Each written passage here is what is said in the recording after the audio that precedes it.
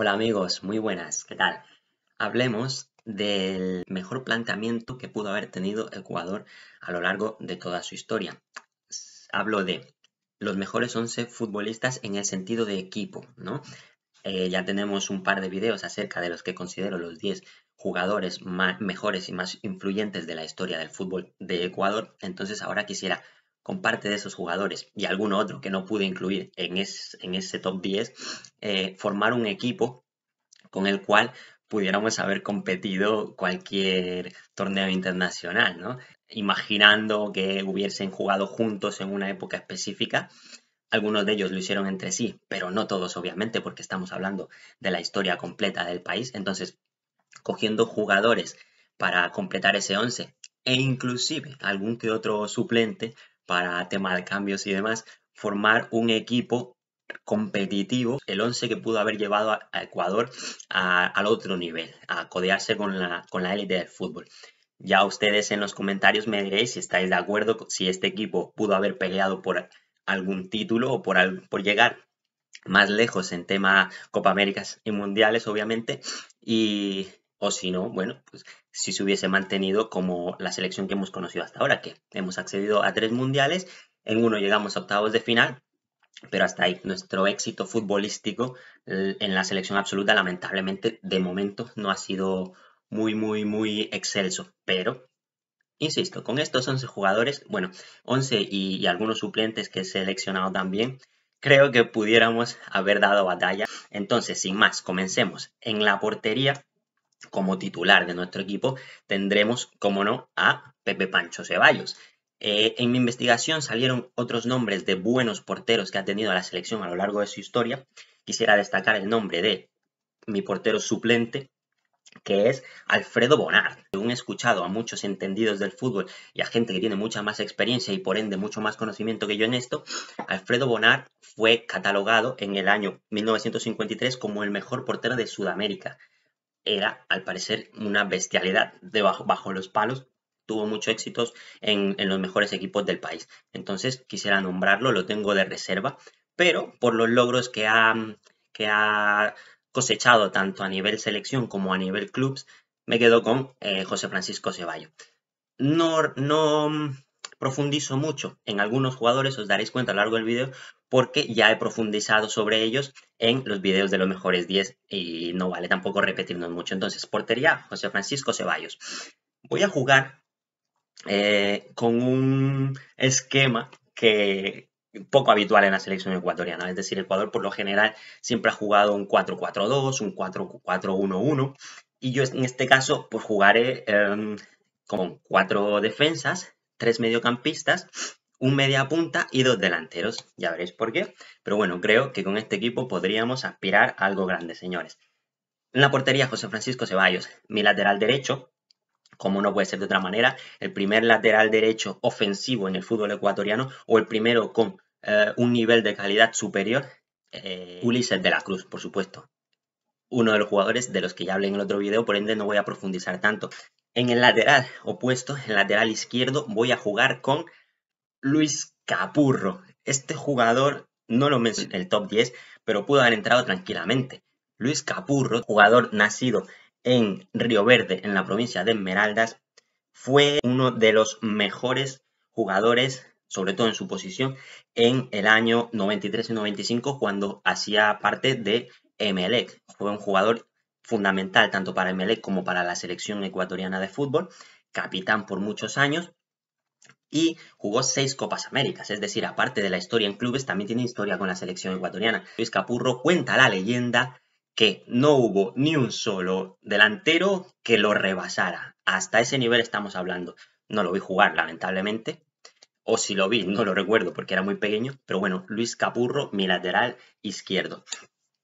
Vamos con los centrales. Uno de ellos, os lo podréis imaginar si habéis visto mi video anterior, el Bambán Hurtado, nuestro eterno capitán. El Bambán es el jugador con más partidos en la historia de la selección ecuatoriana de fútbol y no podía faltar en este 11 ideal para competir.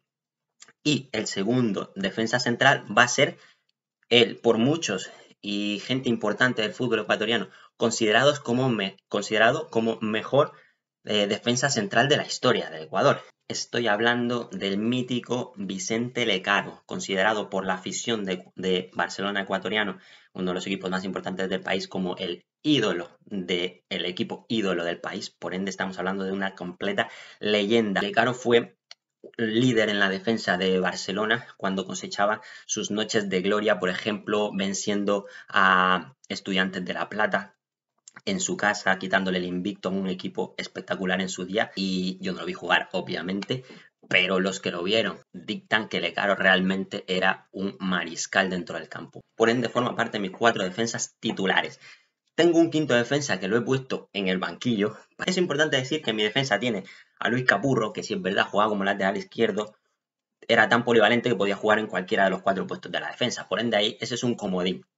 Pero si necesitáramos incluir a un defensa al cambio, cualquier cosa que suceda en el partido, tenemos a Olger Quiñones, señores. Olger Quiñones, nacido en El Triunfo, en la provincia del Guayas, fue un defensa también con unas características físicas muy importantes. Era muy ganador en el duelo aéreo, era muy fuerte, muy difícil de rebasar, era muy rápido al corte, al cruce. Entonces tenemos a Olger Quiñones, fue parte del Barcelona finalista de la Copa Libertadores de América del año 98, un equipo legendario. Entonces Olger Quiñones jugó en equipos de Brasil, como por ejemplo Vasco da Gama, en su día uno de los mejores equipos de Brasil. Jugó en algún equipo de la Liga Portuguesa, así que realmente era un defensa muy férreo y que muchas personas lo tienen considerado como uno de los mejores de Ecuador. Por ende, tiene que estar convocado, aunque no en el 11 específicamente. Seguimos con el centro del campo, como os decía. Ya tenemos nuestros 4 defensas, nuestro portero. Jugamos con 3 centrocampistas. Aquí me van a permitir que juegue un poco con la ilusión. No voy a poner a un centrocampista posicional, a un 5 de referencia, a un jugador de corte específicamente, al menos en mi equipo titular. Ya si lo necesito, veréis que tengo un recambio para esa posición, pero a priori en mi equipo titular no voy a jugar con un 5 específicamente. Voy a jugar con 3 jugadores de carácter más ofensivo, pero de buen trato de balón. Estoy hablando en primer lugar y por el centro de Edison Méndez, que podéis ver en mi anterior vídeo lo que considero que es Edison Méndez. Entonces, Edison Méndez sería sin duda el eje de mi centro del campo. Jugaría por ambos lados de Edison Méndez como interiores con el Toño Valencia por la derecha, que quien no lo sepa, el Toño Valencia cuando iniciaba su andadura en el fútbol profesional jugaba más posicional, jugaba más en el interior del campo, no tan pegado a la banda. Tiene conocimientos del fútbol interior, tiene una buena experiencia en la marca y es muy potente para salir a las contras y demás. Además tiene un muy buen pase, un muy buen desplazamiento de balón, por lo que lo convierte en un centrocampista que nos puede dar mucho a la contra y habilitando a los delanteros. Y por la izquierda voy a jugar con el que, considerado por muchos y por muchísimos, uno de los mejores jugadores del Ecuador, que yo no lo consideré en mi 10, primero por, voy a decir, ignorancia, y en segundo lugar porque lamentablemente cuando jugaba este jugador, la selección no consiguió eso, ¿no? Lo que estamos hablando, lo que menciono mucho, que es conseguir por lo menos llegar al Mundial. Pero en su día jugó con Alberto Spencer, por ejemplo, era contemporáneo, y con Lecaro también, por supuesto. Pero, insisto, sobre todo Lecaro y este jugador, que ya veréis quién es, no los incluye en ese 10 por ignorancia, insisto, y porque no estuvieron en la época en la que la selección llegó a dar ese paso, ese salto cualitativo.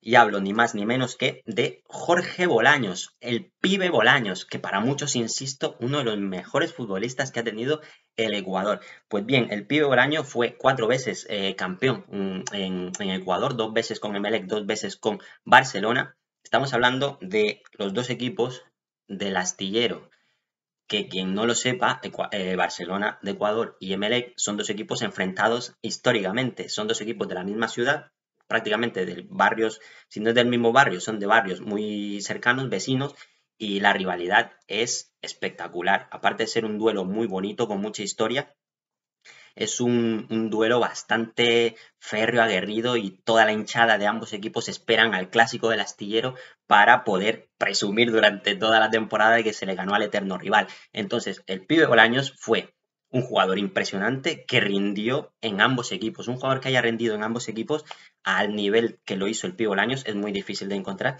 y él fue pues, muy importante en esos equipos. En Emelec formó parte del tan mencionado, tan afamado, tan ilustrado equipo de Emelec llamado el Ballet Azul, cuando Emelec proponía un juego muy ofensivo, muy gustoso, muy vistoso, un juego bastante productivo en ataque. Tenía 5 jugadores llamados los 5 Reyes Magos. Imaginaros ya cómo habrá sido de espectacular el juego del equipo. Y bueno, Jorge Bolaños era uno de esos Reyes Magos, considerado el mejor, sobre todo por los que más saben de esto, insisto, en Ecuador, y no podía faltar. Lo meto en el centro del campo junto a Edison Méndez y al Toño Valencia. Ya tengo mi portero, mis 4 defensas, mis 3 centrocampistas.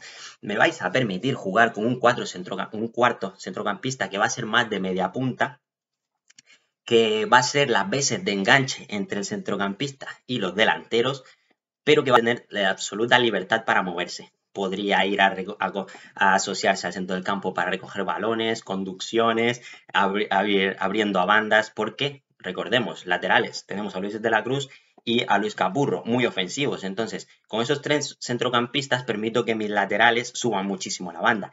Y con este media punta me va a permitir abrir mucho balón a bandas para poder percutir por los lados y tener pues, más posibilidades de meter centros al área para que los 2 delanteros rematen. Estoy hablando de Alex Aguinaga, el güero. Como podéis ver en anteriores videos, yo lo considero el tercer mejor jugador de la historia del país por lo que consiguió, por lo que significó y por los años que estuvo, sobre todo en la selección y en la élite, en la Liga Mexicana especialmente. Y era un jugador diferente, era un jugador que tenía calidad, magia, visión de juego y por ende me parece el jugador perfecto para jugar ese entre líneas por detrás del medio centro defensivo del equipo rival, haciendo daño a las espaldas de los centrocampistas y filtrando balones a mis delanteros. Entonces, si queréis saber un poquito más de Alex Aguinaga, podéis ver mis anteriores videos y allí podréis ver en el top 5 está Alex Aguinaga. Como suplente de estos 4 centrocampistas, o 3 centrocampistas y el media punta, tengo un centrocampista más de corte defensivo, más guerrero, más fuerte, más roble, el Mortero Castillo, segundo Alejandro Castillo, señores y señores, uno de nuestros jugadores de corte defensivo por excelencia, infranqueable, pasar delante de él era imposible porque era una mole muy fuerte y con muy buen trato de balón. Eso lo llevó a pertenecer a la selección que clasifica al Mundial 2006 y jugar hasta octavos de final inclusive.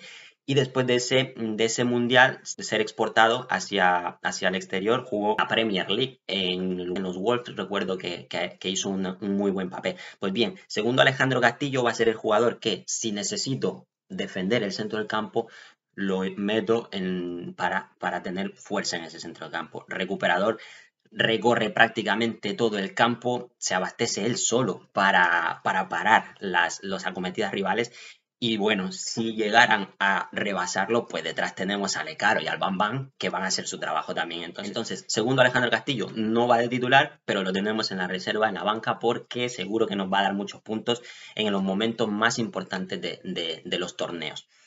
Y ya, para terminar, tenemos en la delantera, insisto, jugamos con portero, 4 defensas, 3 centrocampistas, media punta, 2 delanteros. Los 2 delanteros yo imagino que ustedes ya se las vienen venir, ya se la huelen. Son, por supuesto, el cabecita mágica, Alberto Spencer, y el Team Delgado, señores. Que podéis ver lo que he dicho de cada uno de ellos en los vídeos anteriores. Simplemente decir de Spencer, que es el máximo goleador de la Copa Libertadores de América, el máximo goleador histórico, y del Team Delgado, que fue el máximo goleador de las eliminatorias para clasificarnos al primer mundial y máximo goleador de Ecuador en los mundiales, por lo que tenemos a dos killers del área que además saben jugar de espaldas, saben asociarse, saben retener el balón, muy altos, muy fuertes, corpulentos, que tienen muy buena técnica y un remate exquisito. Por ende, jugamos, y en resumidas cuentas, con José Francisco Ceballos en el arco, 4 defensas, las bandas para Ulises de la Cruz por la derecha y Luis Capurro por la izquierda. Tenemos a 2 centrales magníficos, Vicente Lecaro y el Bambán Hurtado. Jugamos con 3 en el centro del campo. Tenemos a Edison Méndez, el Toño Valencia y Jorge Bolaños de media punta, haciendo las veces de 10 a Alex Aguinaga para que definan arriba Alberto Spencer y el Team Delgado, señores. Mi mejor 11 de la historia para Ecuador. Es decir, con estos 11 yo creo que se podía competir contra cualquiera. Y si necesitamos cambios, porque obviamente no podemos competir todos los partidos de un torneo con los mismos 11, lesiones, amonestaciones, cansancio y demás, tenemos para la portería Alfredo Bonar, un defensa central como Olger Quiñones, en el centro del campo el Mortero Castillo, y tenemos a suplentes de la delantera, que bueno, uno de ellos podría inclusive jugar también en el centro del campo, como es Polo Carrera, que también lo tenemos dentro de los 10 mejores de la historia de Ecuador, y el Nine Jaime Iván Caviedes, son mis dos delanteros suplentes. Con todos estos jugadores que he mencionado, podemos variar el esquema en cualquier momento. Es decir, podemos abrir a Valencia a la banda y quedarnos 4-4-2. Podemos prescindir de un centrocampista ofensivo para meter al Mortero y mantener un bloque medio más fuerte. Podemos incluir un central para jugar con 3 y los carrileros subir en bandas. Por ejemplo, podemos votar a Antonio Valencia por un lado y a Jorge Bolaños por el otro y que ganen bandas sobre todo. En fin, muchas variantes, señoras y señores. Y ya para terminar, el director técnico que va a alinear y que va a hacer las veces de organizador del equipo va a ser el que para mí, al menos por su importancia o por su impacto en la historia del país, el Bolillo Gómez, señores. El Bolillo Gómez será mi técnico para esta selección de ensueño con la que yo considero que competiríamos cualquier torneo. Muchas gracias por llegar hasta aquí. Si os ha gustado, darle like. Si queréis seguir viendo contenido de esta índole, suscribiros a mi canal. Espero os haya gustado. Así que hasta la próxima. Muchas gracias. Chao, chao.